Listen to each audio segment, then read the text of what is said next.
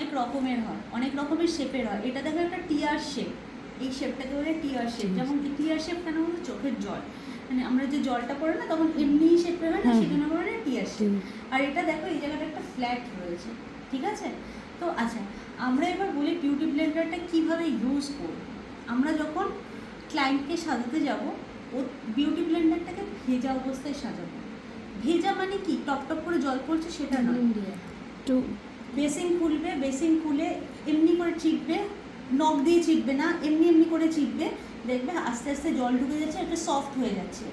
সব সময় beauty Blender হয় কাজ করতে যাওয়ার আগের দিনকে ভিজিয়ে নেবে, ঠিক আছে? তো ওই মুহূর্তে ভিজিয়ে নিয়ে কাজ করলে ওটা জলটা বেশি থেকে যাবে, যার ফলে কি না স্কিনে যা তুমি লাগাচ্ছ, ফাউন্ডেশন বলো, যা সব আসবে, ঠিক আছে? একটু ট্রাই করতে দেবে। এই যে বিউটি ব্লেন্ডার ভেজানোর পরে যেন এতটা জলও যেন না পড়ে, দেখছো কতটা জল পড়ছে, একটুও যেন জল না পড়ে। পুরো এই দিকে শুকনো হবে না, এইদিকে পুরো ট্যাপ ট্যাপে জল পড়বে না, কিন্তু ভেজা থাকবে, সেই রকম হতে হবে। এরকম করে চিপড়ে জলটা বার করে নেবে, তারপরে নরম কোনো কাপড় বা টিস্যু পেপার হবে, তার মধ্যে এরকম করে ইয়ে করবে, ড্যাপ করবে, দেখবে এটা অটোমেটিক ড্রাই হয়ে গেছে। তারপরে বিউটি ব্লেন্ডার এইভাবে ড্যাপ ড্যাপ করে কীভাবে অ্যাপ্লাই করতে হয় আমি তোমাদের শিখিয়ে দেবো।